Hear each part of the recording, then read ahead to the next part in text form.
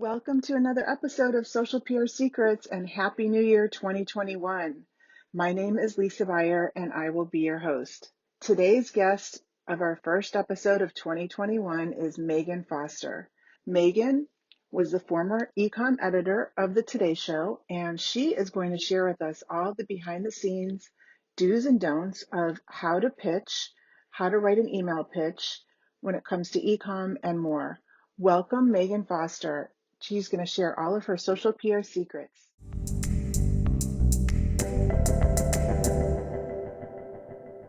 Hey, everybody. Welcome to another episode of Social PR Secrets. I'm happy to introduce you to Megan Foster. Hey, Megan, how are you? I'm doing well, Lisa. How are you? I'm good. Hanging in there. It's almost the end of the year. I'm looking forward to it. Even the craziness of the holiday season makes everything a little more difficult, but pushing through it. And I hope you're doing the same. Yeah, definitely. So by the time our listeners are listening to this episode, we're actually going to be saying Happy New Year. So I think we're all going to be happy that 2020 is over and we're in a new year. Yeah, there's some hope there for sure.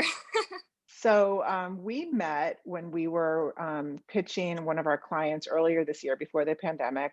And formerly you were with Today Show as the associate commerce editor. And we were trying to get one of our products, considered to be featured. And we followed you, through the pandemic. And now here we are. And, it's just interesting to get a perspective on the journalist side of things, especially TV journalism, how it works behind the scenes if you're launching a new e-com product brand or you're on the PR agency side of things. But before we get into it, just tell us a little bit about your background and how you got started and what your journey has looked like. Yeah, absolutely. So I think it's worth saying that I never even thought I would be in the media industry in the first place. I actually went to the University of Colorado and I had a degree in psychology and business, which was very different from media. And I fully intended on going into marketing. But through some serious soul searching, through some mentorship, I found myself in the media industry, and I am very grateful for that. So I started off my career working in production, actually, which really fueled that creative side that I had been kind of suppressing for the longest time. And while I loved that experience, I really did miss the business aspect of my life, something that, I thought was going to be a huge part of my life. Well, fast forward a year, and I found myself working in e-commerce for a large publication in New York City. And what was really neat about this is all of a sudden I could combine my passion for writing and my creative side with my love for business. And that's all that e-commerce was about. Digiday, they released an article a couple years ago that said somebody who works in commerce is one part editor and one part salesperson. And I would say I 100% agree with that. And for the first time, I figured, I'm in a place where I can use multiple parts of my life in a career and have some passion behind that. So after that, I worked at the Today Show, and I was an associate commerce editor there. And through that and my previous experience kind of helped me move into my current role. I serve as a social media editor and also helping build the brand for a prominent on-air personality. And so through all of those experiences, I've learned to work very closely with PR agencies. I've learned how to create really captivating commerce content. And I've really been able to see what the relationship is like between a publication or a media outlet and between a brand. And it's just really a whole different world. And so I hope that some of the information I can provide today will be helpful for your listeners. Definitely. I think it would be great if you could walk us through kind of the process from beginning to end. Like, how does it Mhm. start ideally? Like, how do you come up with like the concept and what does it look like behind the scenes to then when it's actually published or on the air? Yeah. Yeah. So I think first and foremost, you have to look at who your audience is. Um, this is very important when it comes to any sort of content you're producing, but especially important when you are featuring a brand, when you are working with commerce, because instead of just focusing on someone's age and, their hobbies or interests. All of a sudden, you also have to focus on their socioeconomic status, their buying habits, what their budget is. So you're getting a thorough view of who your audience is. And when you're working with numbers and you're working with revenue, you have to have a good understanding of the people that will be reading your content. I also feel like it's really important to focus on the environment that's going on around you. So, for example, when the pandemic hit back in March, it seems like it was 5 years ago now because time has been dragging on. But when the pandemic hit and we were used to producing fashion and beauty content primarily, all of a sudden people did not want to hear about the newest heel on the market or the trendiest bag. They wanted to know how to navigate life having to stay at home or how they could go out safely. So then it was less about pitching, these things that we were used to pitching that would be like frivolous sort of buys, and it became a little more serious. So we wanted to take into consideration what the environment was going to be like and be very sensitive to what was going on politically in the news, with your neighbors. You just want to be very careful with that. However, with that being said, whenever you're working with environment, you also have to pay attention to that audience. So we would not pitch some sort of tech item that's $1,000 tech item that's super hard to use at home. We're going to pitch loungewear. We are going to pitch these masks that are both helpful and somewhat trendy, things that our audience would be used to seeing, but that would also meld into the current environment. From a PR perspective, I think it's very important to also pitch things that, fit into that environment, fit into what you're currently seeing on that publisher's site, and also looking at trending things. So I worked with this awesome editor over at Today, and he was great at scouring the internet for the trending items on the market, whether that be on social media and what the young kids were buying, or looking into tabloids and seeing what celebrities were wearing and kind of using those to fuel what people's buying habits might be. And so I think it's really important to look into that, both as an editor and a writer, and as somebody who is working on the publisher of the brand site as well.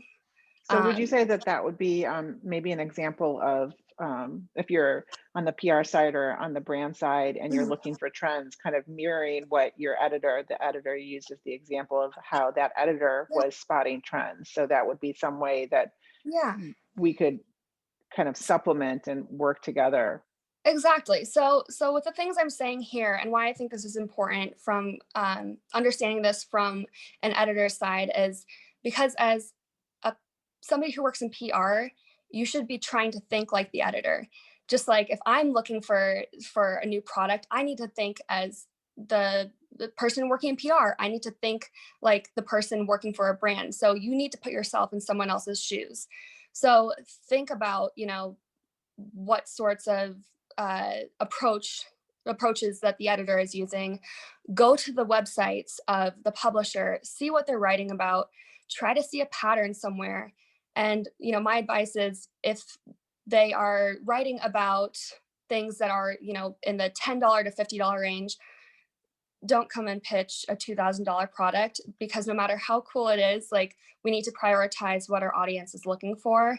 And while we'd like to help you out, that can't always be the case. We have to make sure that, we are prioritizing that trust and that honesty with our audience, because when it comes down to it, although we are part salesperson and part editor, the editorial part is way more important than generating revenue, because that was what was established first.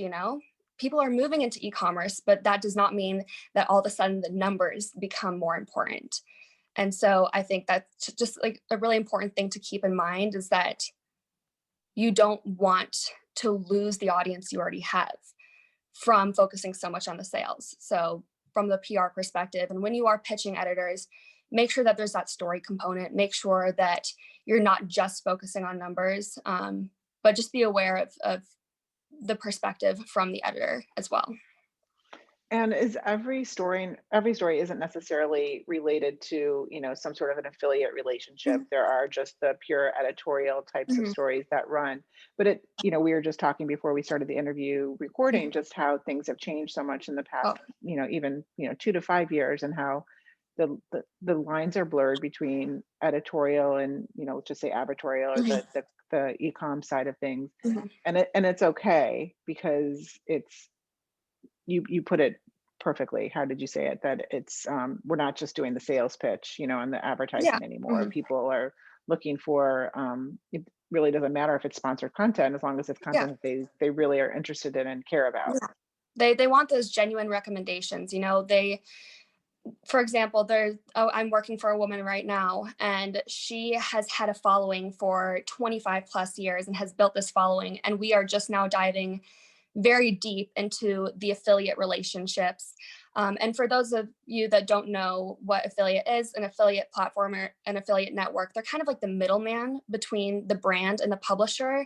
They help create this commission rate so that when a publisher does feature a product, they can earn a portion of the sales if that product is purchased from the site. So yeah, with the woman I'm working with right now, her audience is not used to seeing all these products featured, and that is very important to keep in mind. You want to make sure that you are being honest with your recommendations, that you are coming from the perspective of your audience. You want to put yourself in their shoes and say, okay, like if I'm looking at this and all of a sudden there's no commerce content, and then all you're doing are gift guides, that's a red flag.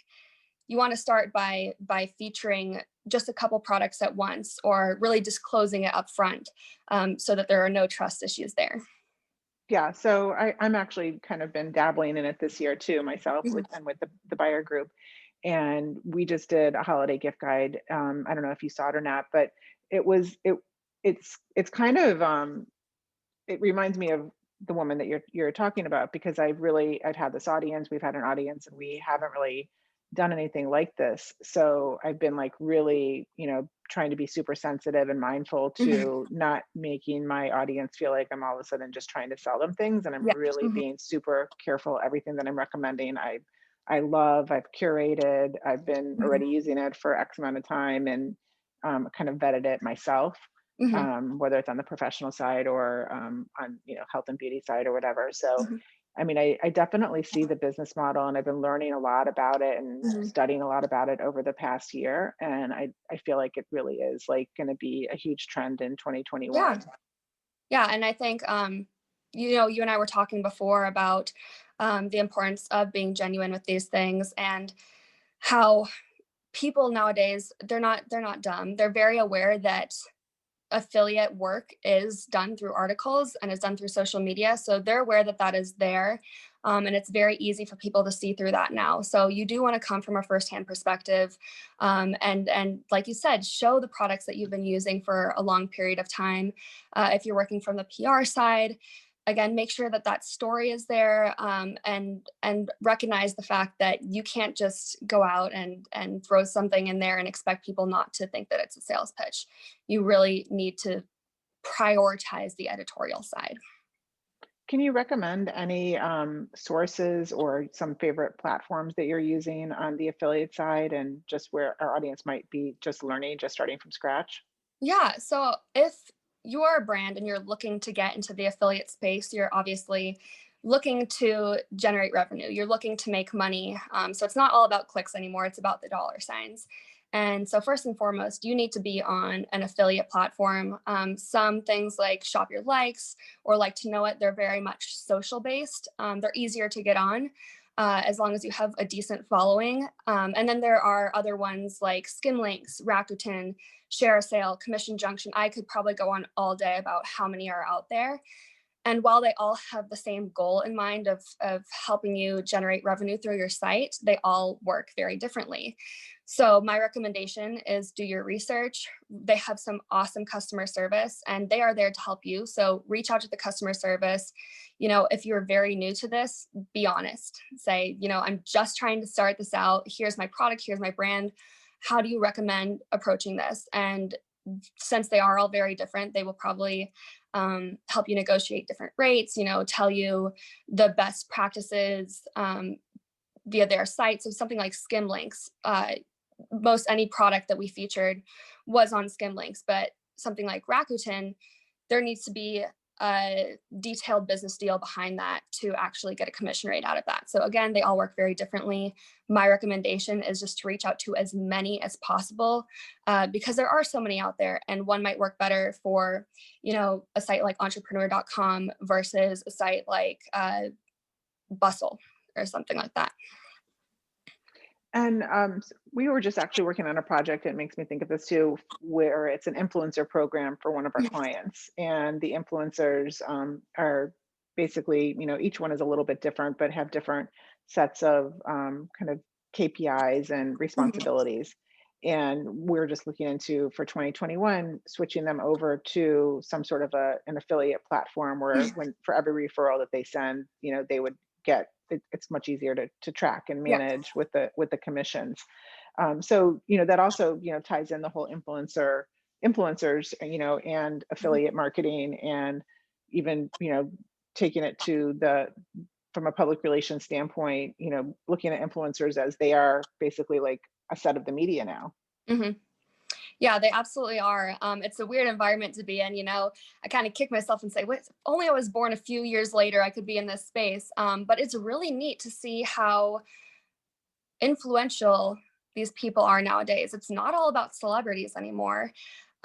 These influencers have a huge impact on buying habits. And I'm not sure if you saw the other day, but Walmart did something with TikTok to all of a sudden sell clothing to kids that were on TikTok. And it's just really interesting to see, how retail is evolving. It's not dying, it's evolving. And a lot of that is due to the influencer culture. Um, I mentioned this before when it comes to like the trust and making sure that your content fits well with your audience.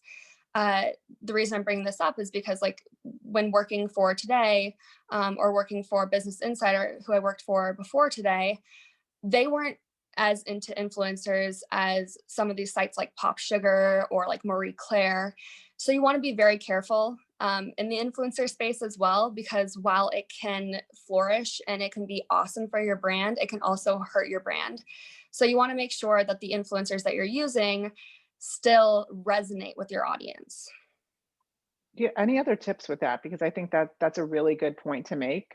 Just on the topic of influencers, if you are an influencer, maybe Mhm. tips to that they could take advantage more of the affiliate side of things, and reaching their audience, or helping brands reach, like maybe connecting influencers with brands and with the whole affiliate Yeah. marketing side of things.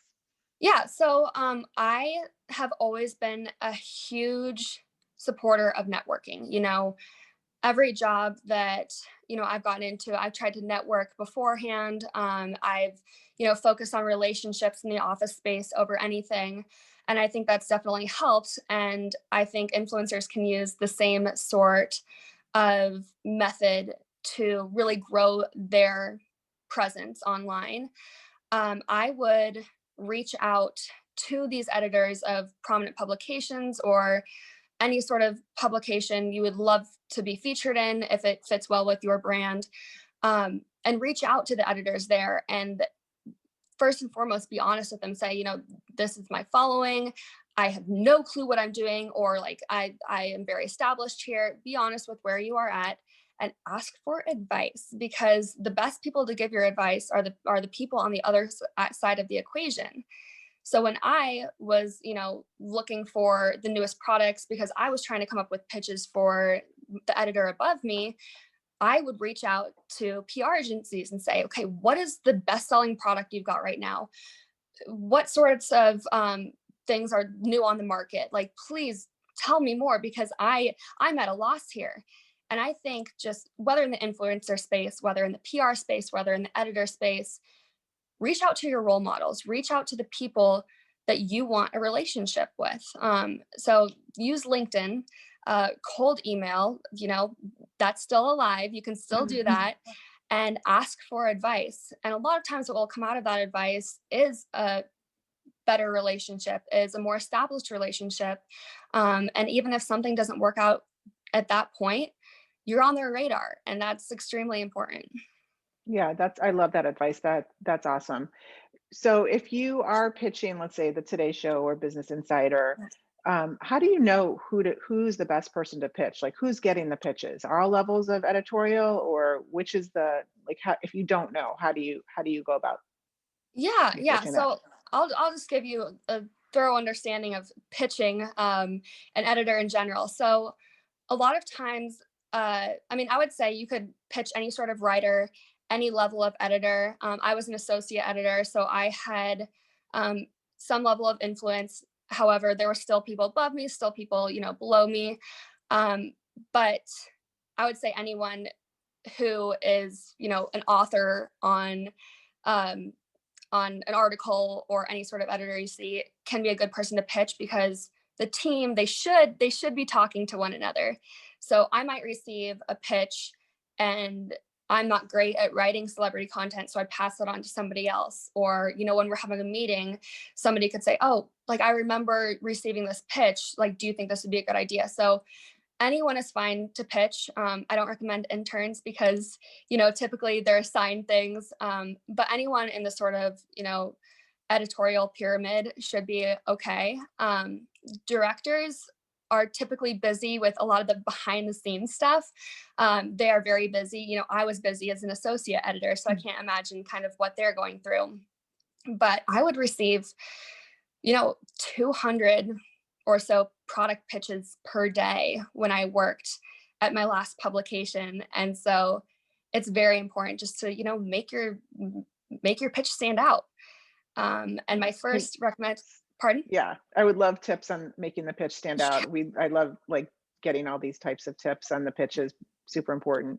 Yeah, absolutely. Like I said, I get so many per day, and I was so busy that I rarely had time to, go grab lunch. And so I can't go through all of those pitches, unfortunately. And so first and foremost, you want to make sure that that header is on point. I've received a lot that say the best this, the new that, the trending this. Those hold no value to me. Saying something is the best is so arbitrary that I will rarely even pay attention to it. So when you are pitching with just an email header and that's all somebody is seeing, I recommend using numbers, being very specific. So, the second I see something that says like this $10 product with a 20,000 person wait list is finally back in stock, that is eye grabbing. That's attention grabbing. And that deserves a click, in my opinion. And so having that header is, so important because I don't have time, to dive into the body of an email. But once you do grab that sort of attention from an editor or a writer, you do want to make sure that those emails are positioned correctly. Somebody's out there is going to shoot me for this, but I like pictures. I like to see the picture of the product, a picture of the product being used, because my initial reaction to that gives me a better understanding of what my audience's reaction might be to that as well. It gives me that sort of emotional connection to it and like a three-dimensional view that you wouldn't get just from the information in writing. You also want to make sure, I always say there's the 20-second rule. You want to make sure that when you are pitching a product, that all the important information is at the top, right? I'm sure you've received some too that there are so many details and I'd love to pay attention to those details, but it's not always possible. So tell me what the product is and tell me why I need it. And the 20-second rule is like, if we were standing face to face during non-COVID times and you had 20 seconds to tell me about this product, that's what I want to see at the top of this article. And of course, you can go into details later on. You can add those sorts of numbers. That's super, super important. Tell me that, this product has been an Amazon bestseller for 5 years, or that it sold out in just 20 minutes. Those are things that I can use in my article. And essentially, it makes my job easier because I don't have to do all that research. So adding those details is very important to help your product stand out. But when it comes to like the little details, like the fact that your manufacturing plant had some sort of issue, or like the founder had this troubled childhood. I'm not saying those things aren't important, but if I choose to write about the product, then I will dive in and ask those sorts of questions. So straight to the point. um, Make sure that you have some sort of visual, that sort of 3D perspective. The header has to be on point. And this goes without saying, but make sure that the name is correct, because the amount of pitches I've received, with the insert editor here at the Oh, top, I'm no. sure I'm sure you know what I'm talking about, Yes, right? yeah, that's terrible. I honestly won't look any further. And I recognize that mistakes happen. But like I said, when you receive that many pitches in a day, you want to make sure that everything is lined up correctly. Um, Another important tip that I have that might be helpful for some brands or people working in PR is get to know the person that you want to write the article. So I've had people come to me and say, "Hey, like, recently read your article about this. It's awesome. Like, here's my product." And so that shows that, they know something about me and that they actually care about the content that I produce. Now, on the other hand, I receive a lot of pitches too that say, I had this new bike and I saw that you wrote a roundup about all these new bikes and I think mine would fit perfectly. I don't like to receive pitches about things that I've already written because I will rarely go back and add things in.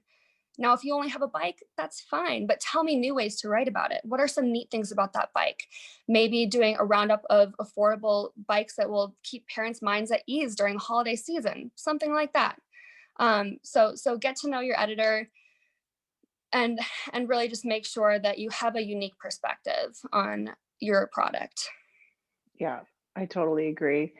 There's a couple industries. So we have clients that are in the CBD industry Okay. that it's hard, a little bit more of a challenge because we don't have the opportunity to even do like paid Facebook ads or Mhm, anything with Google because of the regulations right mhm. now.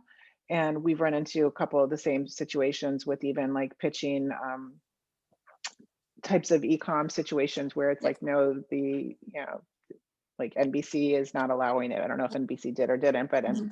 so do you have any suggestions or any insights on those types of products that are like they really are health and wellness, but Yeah. like just because of the blurriness right now in the industry? Exactly. No, I do have some advice there because I mean, with the prevalence of CBD nowadays, I get those pitches all the time. I continue to get those pitches to my personal email, and it is hard because you still have people questioning, the CBD industry in general. So this comes into play when you're talking about, sexual wellness, when you're talking about CBD, when you're even talking about vitamins, because a lot of publications can't feature those things without a ton of research, without actually talking to their legal department and clearing all that. And so that's a lot of work on the back end. And honestly, a lot of times that work is not worth it unless it's like some really hard hitting product that a bunch of celebrities are using. So I understand the frustration on the PR or brand side. So my recommendation is if you don't see any of that content on a publication's website, don't try to push it. Eventually, maybe they will start to feature those things, but I would say do a Google search, try to figure out which publications are already writing about this, try to get in the door there. And once you can get in the door there and they actually produce articles based off of your product that might be somewhat controversial, then you can pitch the other publications that you were trying to get into before, saying, "Hey, this publication featured our product." And then be honest up front, say, "I recognize that this might not work for you because of legal and standards sort of stuff." And say that you're open to discussion as to how you might be able to build a further relationship that might not be, a review article or something. Maybe it's in a roundup, but say you're open to, learning more about how to get your product featured. But yeah, I would say don't push it at first. Just try to do your research and see which publications are already featuring that sort of stuff. Yeah, because I think at the end of the day, like just from the editor's point of view, it's just going to be like an uphill battle to try to get something approved that's already kind of in a Mhm. gray area versus really go to fight for it when there's so many other probably Yeah. potential products out there that are legit. And Mhm. not that CBD isn't legit, but it's Yeah. not, there's not the red tape to Yeah. have to go through. And I would say, if you've got this amazing product and it's just you're not able to get it featured anywhere, don't drop it. Because I mean, half of the stuff that's featured nowadays would not have been featured 10 years ago. And so eventually, you'll probably be able to move into that space. It just might take more time. So don't be frustrated up front. Just recognize that, this is the current environment and it just might take a little more work on the back end. Yeah, and that's actually where influencers can come in and Hmm. kind of pick up the slack from where the mainstream media maybe isn't not there yet. The influencers Yeah. can make their own decision. But like you said, that could also impact like the influencers if they're representing CBD, then Yeah. they have to balance it as well. Exactly. The influencers have to watch out for their own reputation, and those featuring the influencers have to watch their reputation as well. Exactly, exactly. So we've covered a lot. You told us things to Mhm. look out for, things to do, what not to do. What about some tips when it comes to social media and leveraging social from a PR standpoint? Anything that you're seeing trending and that we should be on the lookout for 2021? Yeah. So one of the newest things that I've seen is the Instagram Reels. I'm not sure if you're familiar with those, but it's kind of Instagram's way of incorporating TikTok into their platform. And it seems a little weird at first, but this is like, when Snapchat had these like stories you could use, and then all of a sudden Instagram started doing stories and people were like, what, I don't want to get into this. But now they're so common that people publish to those stories every single day. So try to get on these trends ahead of time. It might seem scary, but there are tons of resources online. I love Google, of course. You can go and you can figure out so much on there. I go to Pinterest a lot of times because you already see influencers on Pinterest, see what they're doing. A lot of people try to help each other out.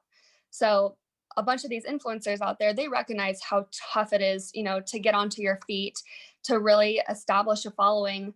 And there are a bunch of communities out there, whether that be Facebook groups, whether that be groups on LinkedIn, whether that be through an email newsletter that you can find via Pinterest. Try to get into those communities to understand, what's trending, what's going to happen next. But social is extremely important. You know, Unfortunately, a lot of those publications that have been around for ages, they fell and crashed because they weren't willing to establish a social presence. So recognize that social is not going to disappear, that it changes on a day to day. So if something doesn't work today, it could work tomorrow. If something works today, you might need to pivot and change directions the next day. But you have to be very willing to adapt to the social environment. When Definitely. it And comes, yeah, sorry, go ahead. yes, speaking of Reels, I think that they were using Reels. It might have been TikTok, but the Today Show this past week, like they did this whole segment where Hoda and Carson and Savannah, they were like doing the, snapping your fingers and changing the like Christmas Yes, sweater yes. and Mhm, everything. I'm like, mhm. they're on it, and if, that's just like one sign that like if mainstream media is doing it, then Yeah, you need to be doing it as well. Like, no, exactly. Like no matter how jealous I am of these kids, making millions of dollars on these social sites, pay attention to them because our that Gen Z, they are on it. They know what's going to be coming up next. I'm an old millennial now. I feel a lot older than I should, just looking at how impactful like a lot of these young influencers are, but pay attention to what the kids are talking about. Pay attention to what's being featured on some of these sites that are tailored towards a younger audience, because they are going to be the innovators. yeah. And it's not that, that sort of innovation has to stay within that age bracket, but it's going to be where it starts. So really try to focus on, that social environment. Instagram is typically, where it's at. They keep innovating. I swear on a monthly basis. And so it's a great place to really see how the social trends are evolving. Yes. So one more question, Mhm. just on the subject of email and growing an email list, Right. because that is critical. It might not be right now with Gen Z, but Mhm. email lists are very important and they're not going away. So any advice on if, you're trying to really ramp up your email list, maybe using Yeah. social or any other channel? Yeah. So I had a blog before where I had like a newsletter for the blog, and it was very difficult to get people to sign up for that newsletter. And so I would start, by getting people that you trust, people that you're close with to sign up for the newsletter just to get you off the ground. But also make sure that that newsletter is very connected to all your social accounts. If you've got a blog, very connected to your blog. See, the thing is, all of these things should be very, very intertwined. So it's not like social lives by itself. It's not like the newsletter lives by itself and the blog doesn't live by itself either. They should all build off of each other. So if you have a blog article, at the end of the article say, oh, and don't forget to sign up for my newsletter. Or in your social posts, say, oh, make sure to go check out my blog. See, it's an entire web. And just make sure that you are using all of those platforms that you have in conjunction with one another to help build the presence from one to the next. They shouldn't live by themselves. And I get it. Some are harder to build than others, and some are harder to track than others when it comes to KPIs. Like seeing page views on a blog doesn't mean as much to me as like engagement on social or something like that. But you can look into one and be able to see how, if you do have a strong presence on social, how maybe that can help you build the presence somewhere else. So just make sure that you're focusing on all of them and not letting, one aspect of your entire brand kind of just go to waste because they're all extremely important. Megan, thank you so much for sharing all these social PR secrets. I'm definitely like taking mental notes, and we're going to put the show notes with the episode. So where can we follow you? Where's the best place to connect with you? And do you have anything coming up that we should know about or sign up for, an email list or anything of that sort?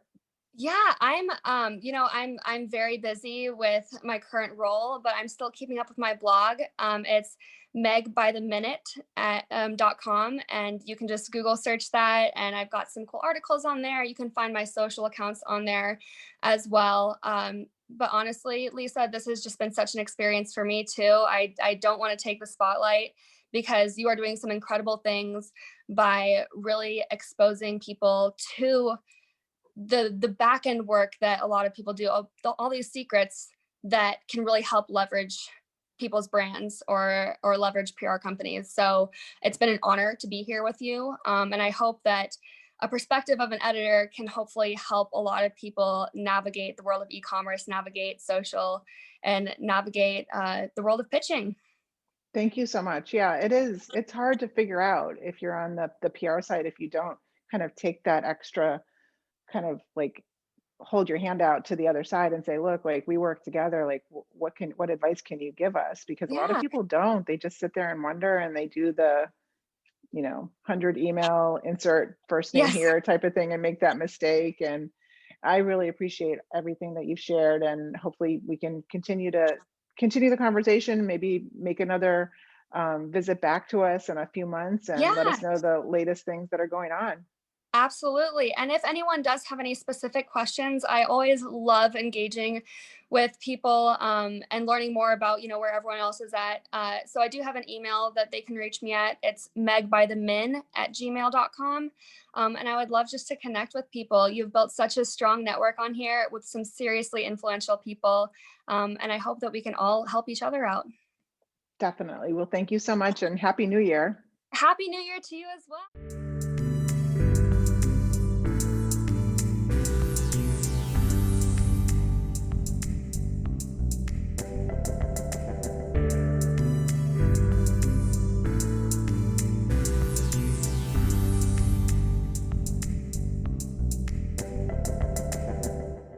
Thank you for listening to this episode of Social PR Secrets. If you like what you heard, check out the book on Amazon or follow our blog at socialprsecrets.com. This episode was sponsored by The Buyer Group, a social PR agency striving to keep our balance in the digital world, practicing public relations, social media, and search marketing, while occasionally drinking a glass of wine or two for the best creativity and results. Thank you all for tuning in. If you would like to get a free chapter of Social PR Secrets, go to socialprsecrets.com/free.